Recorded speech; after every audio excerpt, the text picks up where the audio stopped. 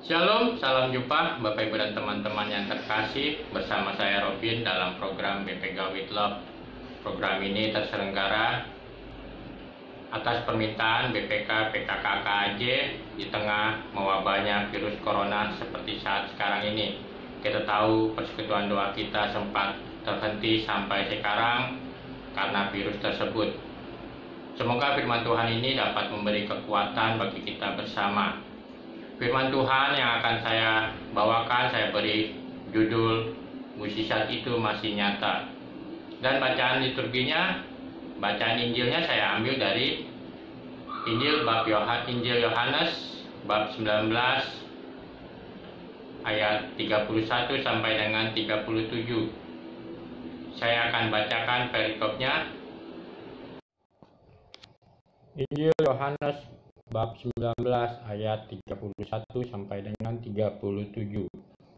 Karena hari itu hari persiapan, dan supaya pada hari Sabat mayat-mayat itu tidak tinggal tergantung pada kayu salib, sebab Sabat itu adalah hari yang besar. Maka datanglah orang-orang Yahudi kepada Pilatus dan meminta kepadanya supaya kaki orang-orang itu dipatahkan dan mayat-mayatnya diturunkan. Maka datanglah prajurit-prajurit, lalu mematahkan kaki orang yang pertama dan kaki orang yang lain yang disalibkan bersama-sama dengan Yesus.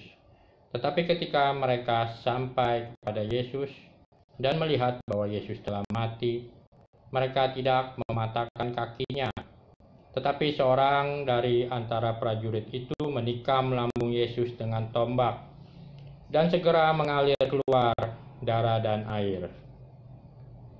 Dan orang yang melihat hal itu sendiri yang memberikan kesaksian ini, dan kesaksiannya benar, dan ia tahu bahwa ia mengatakan kebenaran, supaya kamu juga percaya.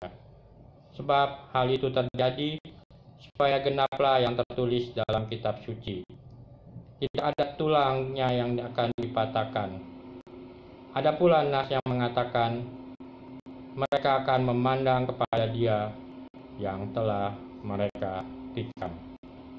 Demikianlah Injil Tuhan. Bapak Ibu dan teman-teman yang terkasih, dari kisah tersebut kita dapat mengetahui bahwa peristiwa itu terjadi menjelang Sabat dan juga Hari Raya Paskah. Maka sesuai aturan pada saat itu, mayat-mayat yang disalibkan harus segera diturunkan.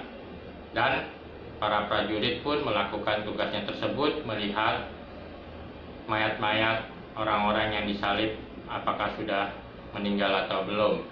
Untuk memastikannya, untuk mempercepat proses kematiannya, mereka mematahkan kaki orang-orang yang ada di sebelah Tuhan Yesus. Tetapi ketika mereka sampai kepada Tuhan Yesus, mereka melihat Tuhan Yesus sudah mati. Mereka tidak mematahkan kakinya. Tetapi seorang prajurit menusuk lambung Tuhan Yesus, dan pada saat itu juga keluarlah darah dan air dari lambung Tuhan Yesus. Prajurit ini memberi kesaksian bahwa Yesuslah yang tersalib, dan juga darah dan air yang keluar itu adalah berasal dari lambung Tuhan Yesus sendiri.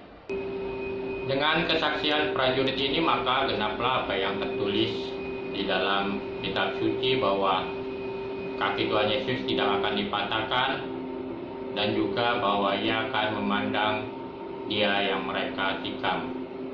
Para prajurit memandang Tuhan Yesus ketika darah dan air mengalir keluar dari lambung Tuhan Yesus, dan di sanalah terjadi sebuah pertobatan. Menurut tradisi gereja, para prajurit ini mengalami sebuah pertobatan hidup. Bapak Ibu dan teman-teman yang terkasih, darah dan air yang mengalir keluar dari lambung Tuhan Yesus adalah sebagai tanda sebuah kehidupan baru, sebuah pertobatan, di mana ketika kita memandang salibnya, kita akan mengalami sebuah kehidupan baru, sebuah pertobatan. Darah yang mengalir adalah darah perjanjian baru yang Tuhan berikan, dan di sanalah mengalir air-air kehidupan bagi kita semua. Di saat yang sekarang, kita juga diajak untuk memandang salib, memandang Tuhan Yesus, terlebih di tengah mewabahnya pandemi corona saat sekarang. Mungkin saja kegiatan kita begitu sangat terbatas, atau mungkin saja kita saat ini mengalami kekhawatiran ataupun ketakutan di dalam hidup kita mengenai corona. Tetapi saya ingin mengajak Bapak Ibu dan teman-teman sekalian untuk kita dapat memandang salib, karena di dalam salib Tuhan Yesus terdapat kekuatan. Di dalam salib Tuhan Yesus terdapat kasih karunia, rahmat dan anugerahnya yang telah Tuhan berikan kepada kita semua. Ia menjadi pokok keselamatan bagi kehidupan kita. Karya cinta kasih Allah yang terbesar terdapat di dalam salib Tuhan Yesus. Mukjizat Tuhan Yesus yang terbesar terjadi ketika Tuhan Yesus disalib. Bapak, Ibu, dan teman-teman yang terkasih, kiranya salib juga memberikan kekuatan bagi hidup kita. Selamat merayakan Paskah, selamat menikmati cinta kasih Tuhan. Terima kasih, Tuhan Yesus memberkati kita, dan semoga renungan firman ini sungguh bermanfaat dan memberi kekuatan bagi kita semua. Shalom.